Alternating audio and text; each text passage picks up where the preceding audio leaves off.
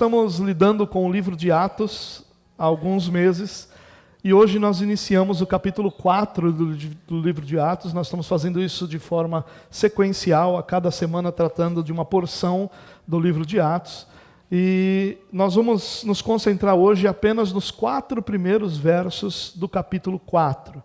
É um texto de conexão entre o capítulo 3, onde há uma cura. E depois dessa cura, as pessoas olham para aquele homem que tinha mais de 40 anos e que é curado. E esse homem, então, que era conhecido por todo mundo, porque pedia esmolas na porta do templo, na porta de entrada do templo, né? E aí agora ele então está curado e todo mundo quer saber o que aconteceu. E Pedro e João aproveitam aquele momento, né? E pronunciam ou apresentam a Cristo, fazem uma das suas pregações. O capítulo 4 vai continuar essa história, nos versos que nós vamos ler, fazendo essa conexão entre essa pregação de Pedro e João, né, mas Pedro é apresentado aqui como aquele que faz a pregação, e o momento posterior, onde alguns homens ou alguns líderes religiosos vão tentar impedir os discípulos de continuar pregando. E aqui o tempo é essa conexão. Eu chamei essa mensagem de custo da obediência, porque é isso que eu quero enfatizar essa noite. Nós, irmãos, como cristãos, nós, ao sermos alcançados pelo Evangelho, sermos regenerados pelo Senhor, nós passamos a ter um compromisso de obediência com a palavra de Deus. Nós não nos tornamos perfeitos, nós não somos libertos de todas as nossas limitações, falhas e pecados. Nós somos libertos sim de toda a culpa e libertos sim de toda a punição desse pecado, mas nós vamos sendo moldados, mudados, transformados, e o Senhor vai, por sua graça e misericórdia, a cada momento da nossa vida, nos libertando de determinadas realidades, nos fazendo semelhantes a Jesus. Essa é a ideia. Isso é um processo que leva a vida toda, não fica pronto na vida toda, por isso que o último milagre é que o Senhor nos glorifique, nos transformando plenamente e totalmente. Essa é a nossa esperança, certeza com relação à nossa eternidade. Mas nesse processo todo, o nosso compromisso não é em ser perfeito, não é em acertar todas as coisas. Nosso compromisso é em obedecer, em nos dedicar e nos comprometer e em sermos zelosos com a obediência. Jesus disse que aquele que ama Jesus obedece os seus mandamentos. Então Jesus conecta a nossa obediência com o nosso amor, como prova do nosso amor a Ele. Então esse é o nosso compromisso. E é o mais difícil. Porque se na verdade o nosso compromisso fosse só em contemplar o Senhor, isso seria um pouco mais fácil. Se o nosso compromisso fosse só em, de repente, fazer alguma coisa que nos fosse pedida, talvez isso, ainda que não fosse fácil, fosse mais possível. Mas a obediência é o nosso maior compromisso e é o compromisso mais difícil que nós poderíamos ter. Porque obedecer ao Senhor é, primeiro, um desejo do coração de todo aquele que foi regenerado, mas ao mesmo tempo uma grande batalha, porque a obediência ao Senhor nos leva a realidades que são opostas à nossa natureza pecaminosa. Então, o que a nossa natureza deseja, o que a nossa carne deseja, usualmente sempre é oposta àquilo que é o mandamento de Jesus, aquilo que é a ordenança do Senhor. Por isso é a nossa grande batalha, por mais que o nosso coração deseje. Não existe um cristão regenerado que diga, eu sou cristão, eu amo a Jesus, mas eu não quero obedecê-lo. Não, você vai encontrar cristãos que dizem, eu amo a Jesus, eu não consigo obedecê-lo plenamente, mas o desejo profundo do meu coração é que eu obedeça ao Senhor. E esse é o nosso grande desafio. Por isso que eu separei essa porção das Escrituras para que a gente pudesse olhar exatamente para isso, para o custo da obediência. Porque obedecer a Deus, Ele é o desejo do nosso coração. Não é fácil, como eu já disse, mas tem um custo para nós. E é isso que eu gostaria de compartilhar com você. Vamos ler os 4 versículos do capítulo 4. Eles vão estar projetados para você aí nas telas. Eu uso a versão NVI. Se você prefere usar uma outra versão, fique à vontade para ler na sua Bíblia ou no aplicativo. Caso queira acompanhar a mesma versão que eu, ela está na tela aí para você também. Olha o que diz o texto. Enquanto Pedro e João falavam ao povo, chegaram os sacerdotes, o capitão da guarda do templo e os saduceus. Eles estavam muito perturbados porque os apóstolos estavam ensinando o povo e proclamando em Jesus a ressurreição dos mortos. Agarraram Pedro e João e, como já estava anoitecendo, os colocaram na prisão até o dia seguinte. Mas muitos dos que tinham ouvido a mensagem creram, chegando ao número de homens que creram a perto de 5.000. Glória a Deus.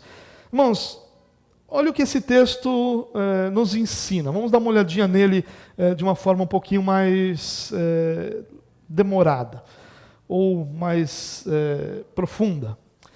Diz o seguinte, que enquanto Pedro e João falavam ao povo, ou seja, nós estamos conectados ao final do capítulo 3, onde Pedro está discursando ali, está pregando ao povo sobre quem é que havia realizado aquele milagre naquele homem com mais de 40 anos que agora estava curado. E ele então apresenta Jesus Cristo e ele faz toda aquela mensagem. Nós falamos sobre isso na semana passada. Enquanto eles estão ainda falando com o povo, chegaram os sacerdotes, o capitão da guarda do templo e os saduceus.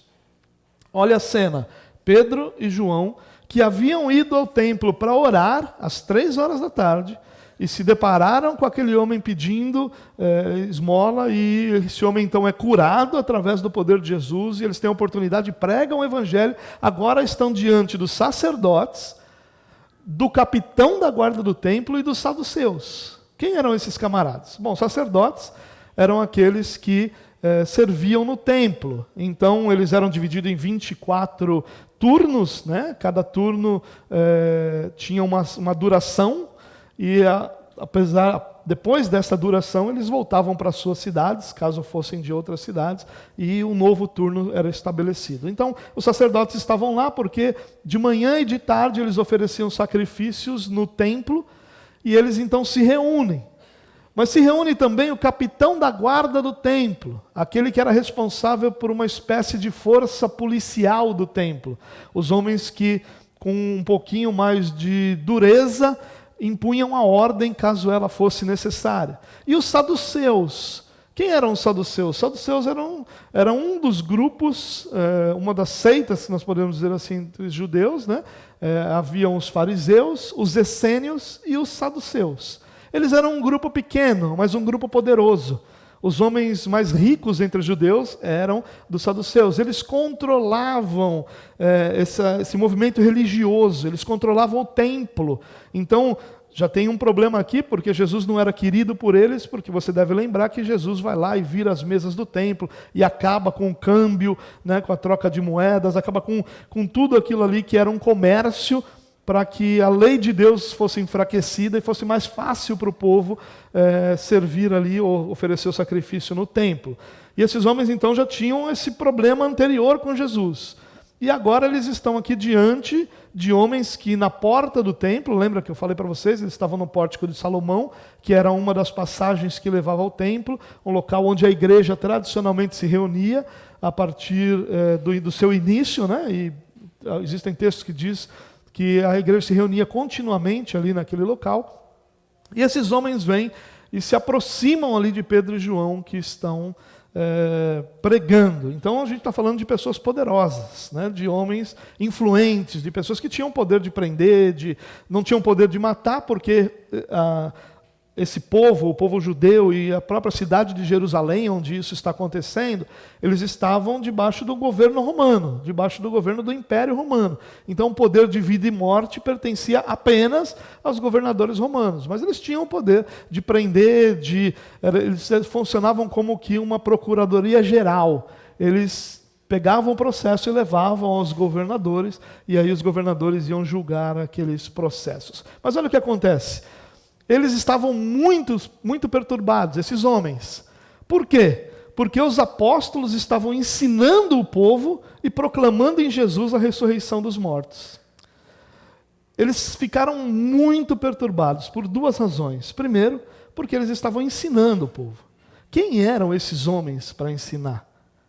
Havia toda uma tradição dentre os rabinos de estudo, de dedicação, uma tradição ali teológica desses homens, e esses camaradas aí que eram ninguém, que não tinham estudo nenhum, que eram galileus, né, não eram nem considerados judeus de primeira linha, religiosamente de primeira linha, ao contrário, eram a Galileia dos gentios, você lembra a expressão? Eles eram considerados como se fossem outro povo, eles não tinham a tradição, eles não tinham o pedigree dos judeus de Jerusalém. E esses homens estão ensinando. Quem são esses camaradas para ensinar? Isso perturbou eles. E eles estavam ensinando algo que os saduceus detestavam. Porque há um detalhe interessante entre os saduceus, que eles só criam na Torá como lei de Deus. Ou seja, eles só criam nos nossos 5 primeiros livros da Bíblia. Para eles, esses 5 primeiros livros eram inspirados. Os outros livros do Antigo Testamento serviam para referência, mas não deveriam ser vistos como palavra de Deus, como voz de Deus, como Deus falando ao povo. E qual era o problema disso? O problema era que quem era o Messias não é explicado na Torá. O problema é que a vida eterna não é explicado na Torá. O problema é que a ressurreição dos mortos não é explicada na Torá. E os saduceus não criam nessas coisas, dentre outras coisas que eles não criam também. Ou seja, tudo que é ensinado a partir da Torá, ou seja, no restante do Antigo Testamento, não era crido por eles como lei. Então eles não criam na ressurreição. Então, além desses camaradas estarem ensinando ao povo sem terem nenhum tipo de credencial para isso, ao mesmo tempo eles estão ensinando aquilo que para os saduceus era uma grande heresia, que era a ressurreição dos mortos. Ou seja, esses homens vêm babando em cima daqueles que estavam lá, de Pedro e de João. E aí diz o seguinte, que eles agarraram Pedro e João, e como já estava anoitecendo, lembra que o episódio no templo acontece perto das 3 da tarde, já que Pedro e João estavam indo para o templo para a oração das 3. Então se pressupõe que esse episódio aconteceu um pouquinho antes das 3 da tarde, ou bem perto das 3 da tarde. E já estava anoitecendo, então eles são jogados na prisão até o dia seguinte. Não tem julgamento, não tem explicação, não tem nada. Eles são jogados na prisão até o próximo dia, quando de manhã eles iriam resolver. E aí, a partir do verso 5, vai nos contar isso. E nós vamos permitindo o Senhor olhar isso na próxima semana. No verso 4 diz assim: mas muitos dos que tinham ouvido a mensagem creram. Mesmo que esses homens tenham saído presos. Há uma coisa interessante no Evangelho, né? Quando há perseguição, há crescimento. O que se pressupõe de que a perseguição vai inibir cristãos, eles fazem os cristãos serem mais arrojados. Nós experimentamos isso em nossa igreja na pandemia. Quando houve a pandemia e fecharam a igreja, todo cristão virou leão. Que é isso? Quem tem direito de fechar nossa igreja, não vamos parar. E todo mundo foi para cima e se tornou ali mais dedicado àquela causa. É só mexer com a gente entre nós, a gente só fala mal um do outro. Mas mexe com a gente vindo de fora que você vai ver o que é apanhar. Essa é a nossa realidade. E quando há perseguição, há crescimento. Quando há perseguição, há um fato interessante. Deus usa a perseguição ao contrário daquilo que nós deveríamos esperar. Se você persegue alguém, na expectativa de que esse alguém pare. Na expectativa de que esse alguém não faça mais aquilo. E Deus usa de forma oposta, né? Quanto mais se persegue um cristão, mais Deus vai chamando pessoas para perto dele, mais Deus vai abrindo portas, mais as coisas vão sendo feitas pelo Senhor.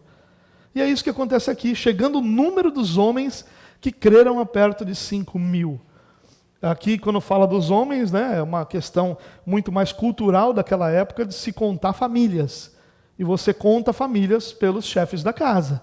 Então a ideia dos 5.000 homens aqui está dando uma ideia de 5.000 famílias. Né? No mínimo, a gente está falando aqui de 8, 10, 12, 15. Os estudiosos dizem que na época da primeira perseguição, que a gente vai ver um pouquinho mais para frente, existiam cerca de 20.000 cristãos em Jerusalém. Então, de um grupo de 120, Na primeira perseguição, 20 mil. A primeira igreja teve 20 mil membros. E estava tão bom lá que ninguém queria fazer nada. Até o Senhor diz, não queria fazer nada no sentido de, não, vamos ficar por aqui mesmo. Esse negócio de missões, isso é dinheiro jogado fora. Vamos ficar por aqui, que aqui está bom. Talvez construir um templo mais bonito que o de Salomão. Né? Talvez fazer uma igreja para a gente aqui diferente. Não vamos nesse negócio de missões, não. Deixa o povo lá. Deus é que faça com eles o que fez com a gente. Chamar a gente e trazer a gente aqui para a fé. E aí Deus vai lá e traz uma perseguição, esparrama todo mundo. E aí o evangelho é levado para todo mundo. Deus, quando a igreja não quer fazer missões, Deus leva a igreja para fazer missões na marra. Porque não tem outro propósito para nós sermos igreja, senão fazermos missões. Não tem propósito. A gente não está reunido aqui para a gente ficar confortável. A gente está reunido aqui para a gente aprender como ser missionário lá fora. Essa é a nossa grande realidade, nosso grande alvo. Mas vamos lá. Tendo explicado algumas dessas coisas, né, claro que tem muito mais riqueza nesse texto e a gente vai conseguir pregar ele por mais todos os anos em que a igreja existir, sempre aprendendo lições novas, eu gostaria de compartilhar com você 4 lições ou 4 aplicações desse texto. E, como eu disse, eu foquei essa mensagem no custo da obediência. Nós poderíamos falar aqui, por exemplo, da necessidade de pregar, de como a gente pode pregar e o Senhor vai abençoar, como pessoas se convertem, mesmo com a gente sendo preso, coisas desse tipo, mas eu queria levar de uma forma mais ampla para a ideia de obediência, porque o que esses homens estavam fazendo aqui era obedecer o que Jesus havia dito.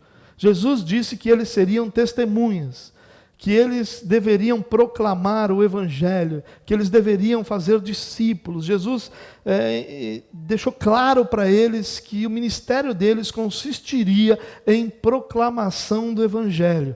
E esses homens estão obedecendo, eles não estão pregando porque eles simplesmente gostavam da coisa, ou porque se sentiam bem, ou porque foram convidados para isso. Não, eles pregavam porque aquele era o encargo, aquele era o compromisso de obediência que eles tinham com o seu Senhor. Então, como eu disse, eu quero destacar 4 lições ou 4 aplicações para a nossa vida que eu enxergo nesse texto. Em primeiro lugar, obediência sempre provoca oposição.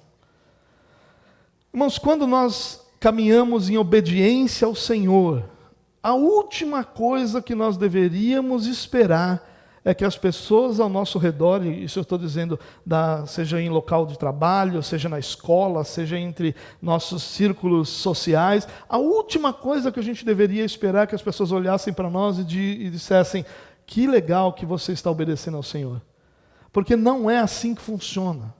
Porque todo cristão obediente, ele está agindo de uma forma oposta àquilo que são os valores da sua sociedade. Uma sociedade nunca terá valores nem sequer iguais ou semelhantes aos valores do Evangelho. Não tem. Talvez por nós vivermos numa espécie de bolha, sempre cercados de cristãos, tendo amizades com muitos cristãos, envolvidos em atividades da igreja, a gente não consiga perceber e ache um absurdo quando alguém no nosso trabalho se incomoda com o fato de nós andarmos em obediência ao Senhor. Mas essa deveria ser nossa expectativa. É uma tolice da nossa parte imaginar que vai existir aplauso para aqueles que obedecem. Pode até existir um respeito secreto, mas aplauso não. Porque você, com sua obediência, sempre estará deixando claro a fraqueza e a inferioridade dos valores de quem não age como você.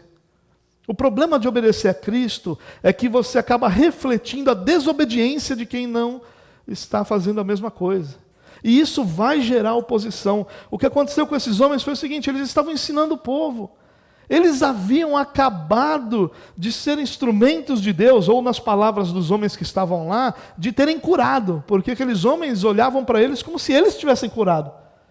Isso não se perpetuou porque Pedro disse: nós não fizemos isso, mas foi o nome de Jesus que fez. Porque o que eles estavam fazendo é olhar para Pedro, olhar para João e dizer: vocês curaram. Olha que coisa grandiosa eles tinham acabado de fazer. Qual é a consequência disso? Oposição. Porque o que eles estavam ensinando era oposto àquilo que os poderosos ensinavam. Porque o que eles estavam trazendo como esperança era algo que os poderosos não acreditavam.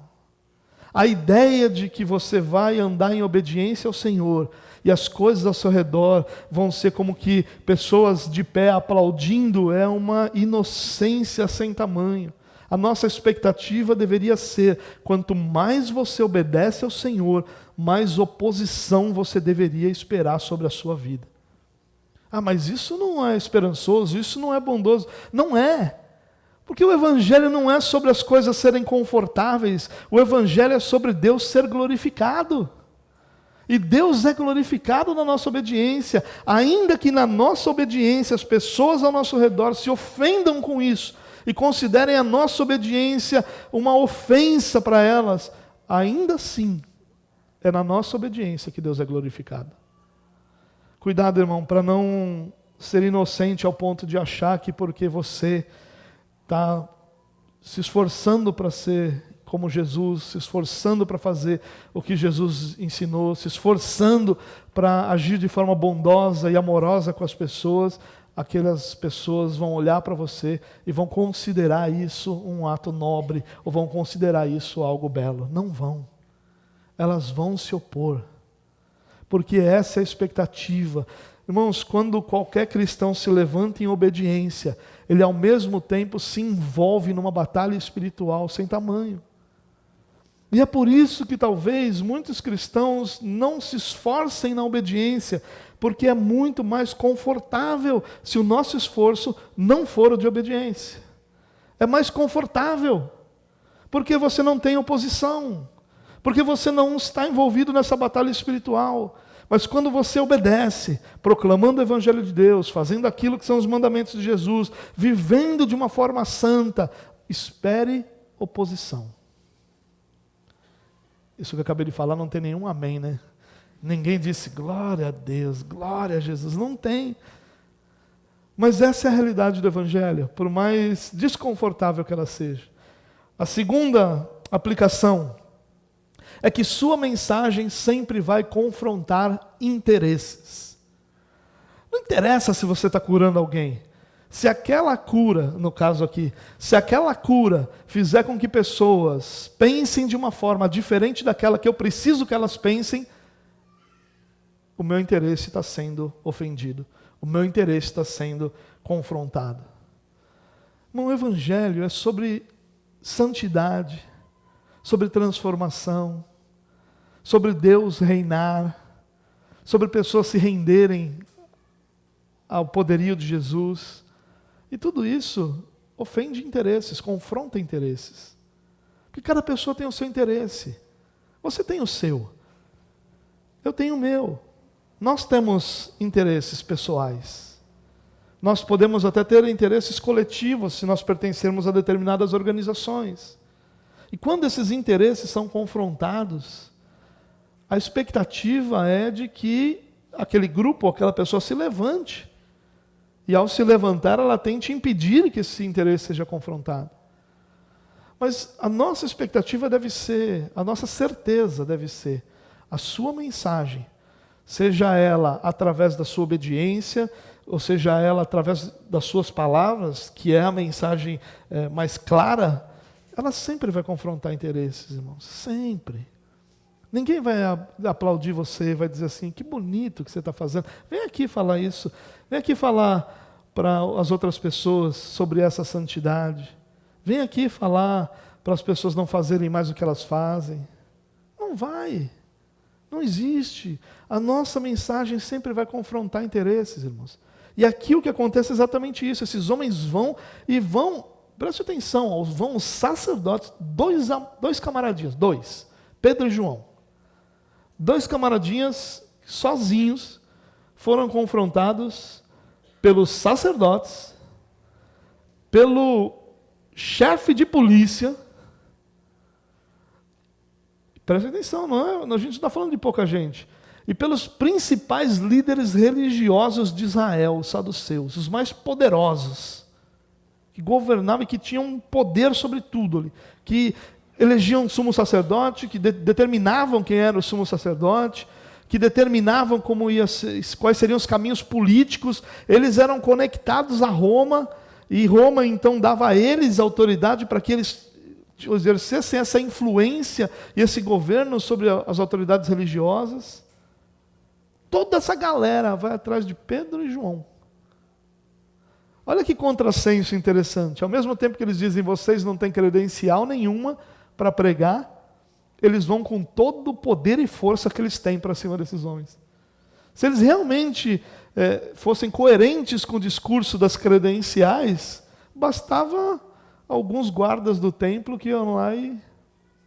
Mas eles viam que a mensagem deles trazia transformação, era poderosa, trazia mudança. E por isso eles vêm com toda essa força.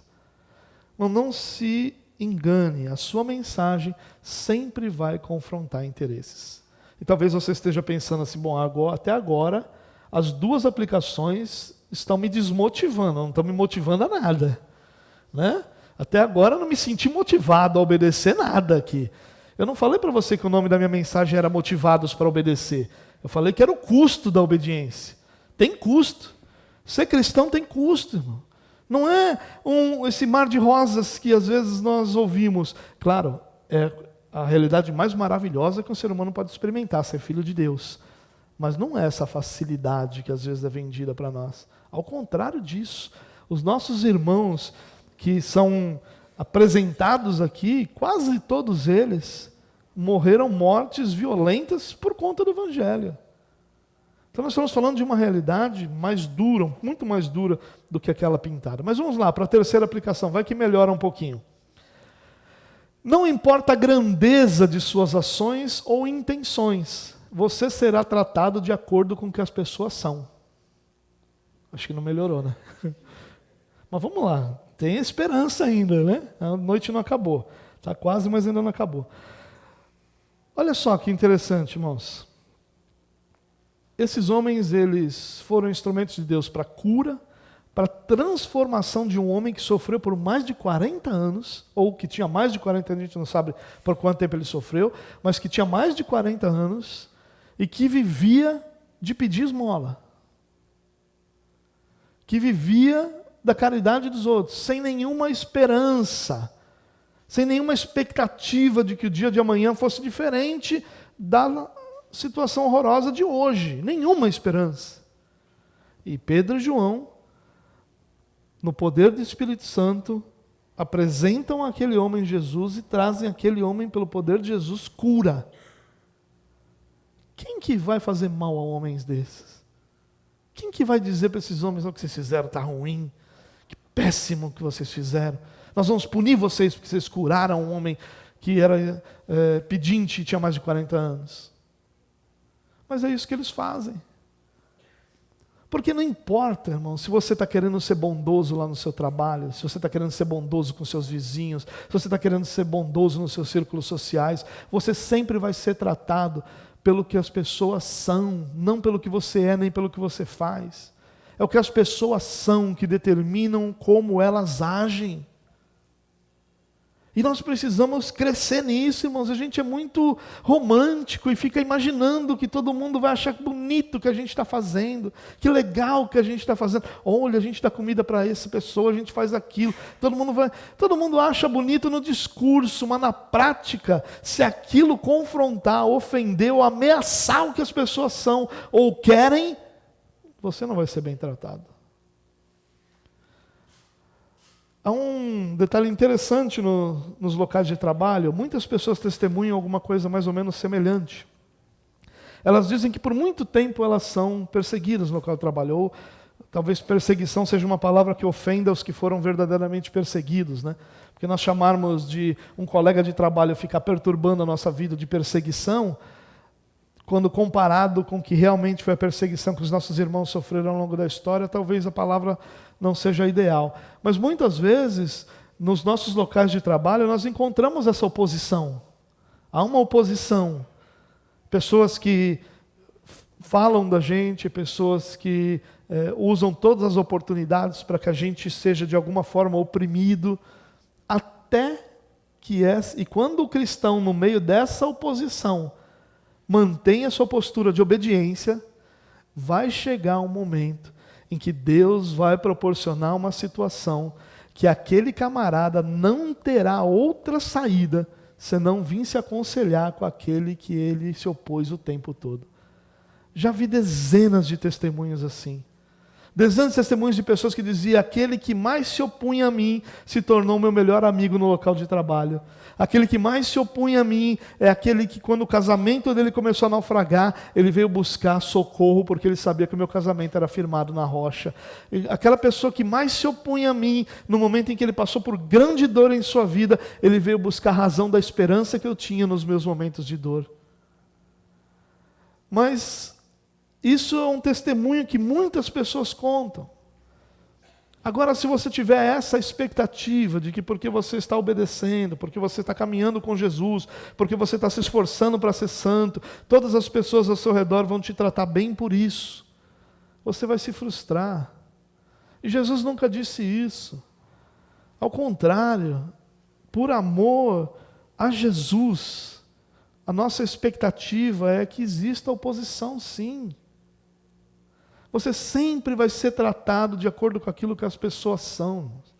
Nós criamos uma expectativa completamente infantil, completamente romântica, de que os nossos relacionamentos com as pessoas serão firmados na base da beleza, da bondade.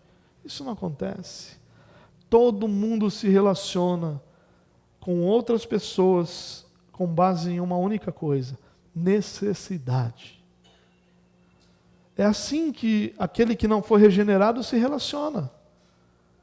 Quando o relacionamento é interessante para ele, esse relacionamento se desenvolve. Quando não é, ele não se desenvolve. É por isso que duas pessoas disputando a mesma vaga raramente têm bom relacionamento. Porque não é interessante que o outro esteja bem. Não é interessante que o outro tenha recursos para disputar essa vaga. É importante, irmãos, a gente pensar isso. Não importa a grandeza de suas ações ou intenções, você sempre será tratado de acordo com o que as pessoas são. Em último lugar, talvez, essa é a minha esperança na verdade, porque até agora, acredito eu, que eu não te animei a caminhar em obediência no seu local de trabalho. Até agora, acredito eu que não te animei a sair daqui dizendo: meu Deus, eu preciso ser obediente, a partir de amanhã eu vou ser zeloso em te obedecer. Não, você vai dizer o contrário. Talvez você diga assim: Senhor, ainda bem que eu estou levando essa obediência de qualquer jeito, viu? Porque se eu estivesse levando mais a sério, o negócio estava feio para o meu lado. Mas a última aplicação, e ela é talvez a mais simples de todas, mas a mais profunda, é o seguinte: sua obediência sempre vai glorificar a Deus. Então, obedecer, em última análise, ela não tem a ver com o seu conforto. Ela tem a ver com a sua decisão de viver para a glória de Deus ou não. O Evangelho não tem a ver, ou não é sobre o nosso conforto. Não é sobre as coisas serem fáceis para nós. Não é sobre as coisas serem agradáveis para nós. O Evangelho é sobre o nosso Deus ser glorificado. Ainda que, para que Deus seja glorificado, na minha obediência, eu encontro desconforto. E queira Deus que seja só o desconforto que nós encontramos. Porque muitos irmãos nossos ao longo da história encontraram a morte. Muitos irmãos nossos ao longo da história encontraram o martírio. E eu já falei isso aqui. A palavra testemunha, traduzida como testemunha no Novo Testamento, ela tem sua origem exatamente no mártir, no martírio. Quando Jesus fala sobre eles serem testemunhas, ele está falando de serem testemunhas num nível tão profundo quanto o mártir seria.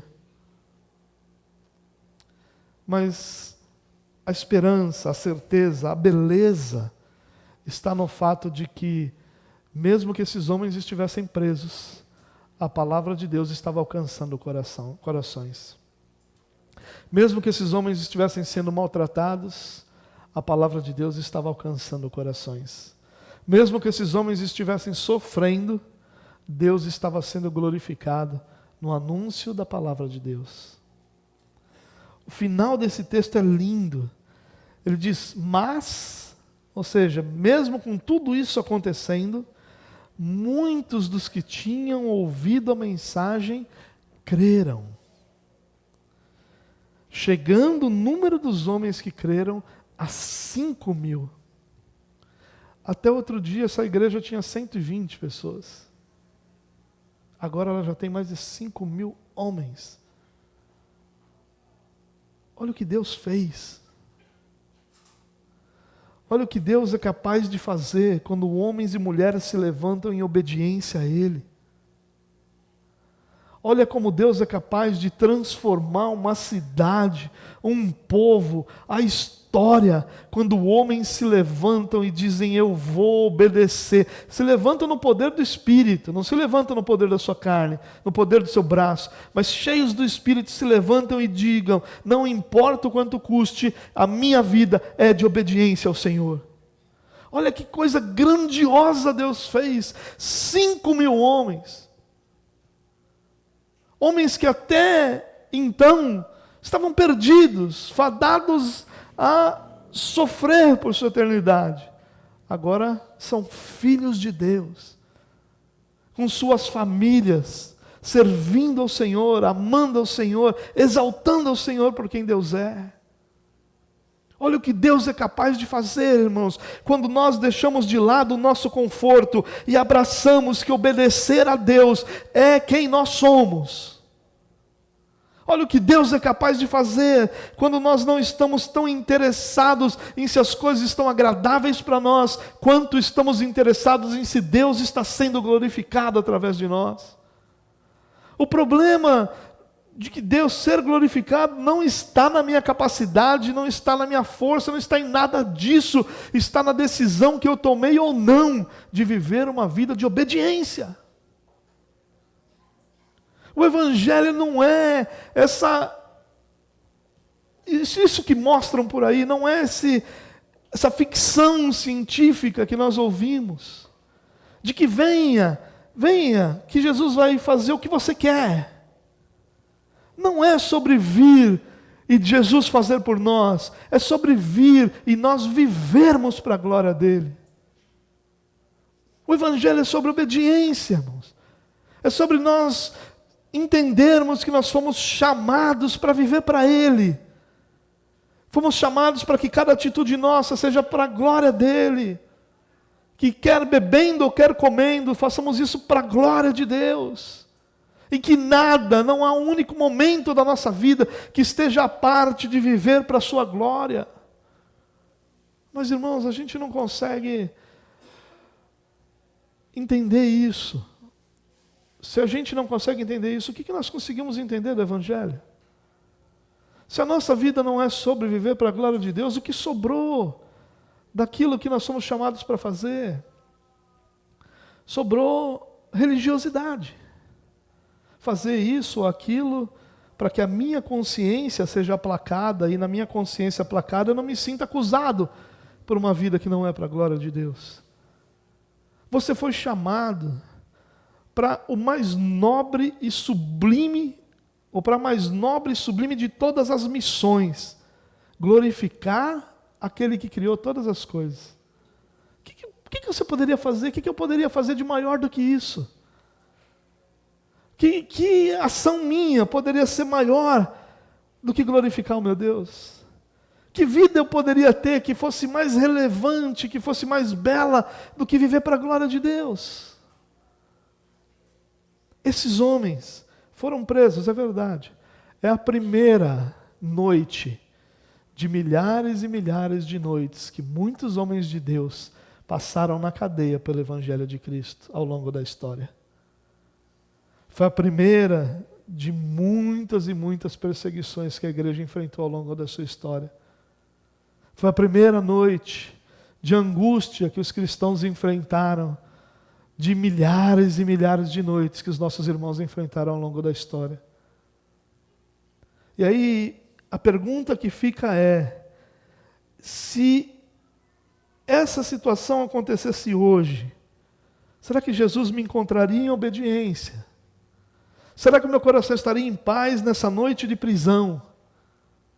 E será que meu coração estaria cheio de alegria por estar vendo Deus ser glorificado, apesar do meu desconforto? Essa é a pergunta que fica. Essa é a pergunta que nós precisamos responder. Porque você não foi chamado para outra coisa, senão para obedecer. Se eu fosse capaz de obedecer Cristo plenamente, eu teria feito tudo o que é necessário. Não tem mais nada fora isso. No momento em que minha vida é de obediência, a minha vida é plena, completa. Não tem mais nada, não falta mais nada. É claro que nós temos essa incapacidade de obedecer. E claro que nossa obediência, ela não vem só da nossa decisão, mas ela vem do poder do Espírito. E aqui, irmãos, está o ponto que eu queria usar para a gente encerrar essa mensagem. Esses homens não fizeram nada disso, porque eles de repente pensaram, obedecer é desconfortável, mas obedecer é o que eu quero. E aí, porque eles eram fortes, capazes, decididos, eles obedeceram. Não. Tudo isso aconteceu, eles decidiram obedecer. Mas eles decidem obedecer a partir de serem cheios do Espírito Santo de Deus. E talvez seja isso que nos falte, sermos cheios do Espírito de Deus. Pararmos de usar o nosso tempo de oração para ficar pedindo tudo o que a gente precisa, e não está errado isso, mas começar a gastar nosso tempo para primeiro dizer, Senhor, não há nada que eu precise mais do que ser cheio do Teu Espírito. Porque cheio do Teu Espírito eu vou ser capaz de Te obedecer e viver para a glória do Teu nome. Eu vou ser capaz de passar essa noite na prisão sem que minha vida se torne um desastre total. Irmãos, que o Senhor tenha misericórdia da nossa vida e nos dê a capacidade de assumir o custo da obediência. Porque não faz sentido nenhum tudo que Jesus fez, tudo que a igreja é, tudo que envolve a nossa espiritualidade, se tudo isso não for para a glória de Deus. Não faz sentido nenhum. É tanta gente trabalhando, é tanto dinheiro que é contribuído, é tanta coisa que é feita, dia após dia, século após século, milhares, milhões de cristãos entregando sua vida ao trabalho, contribuindo com seu dinheiro e servindo ao Senhor. Nada disso faz sentido se não for para a glória de Deus. E nada disso será para a glória de Deus se nós não formos cheios do Espírito Santo. Esses homens enfrentaram um terrível momento, mas eles enfrentaram cheios da certeza de que Deus estava com eles e que mesmo na dor deles, Deus estava sendo glorificado. E o mais importante, irmãos, 5.000 homens foram resgatados do inferno e se tornaram filhos de Deus. Ah, que cena gloriosa deve ter sido isso, né? Esses homens sendo arrastados para a prisão, vocês vão ficar aí, a gente não sabe onde era a prisão, talvez você imagine uma prisão moderna, né? A pior que você imaginar daqueles filmes que você já assistiu, que tem aquelas prisões horrorosas, era 1000 vezes pior. Era 1000 vezes pior. Porque não tinha água, não tinha luz, já não tinha lugar nenhum. Imagina na prisão. Saneamento nenhum, asseio nenhum. Esses homens sendo jogados naquele lugar.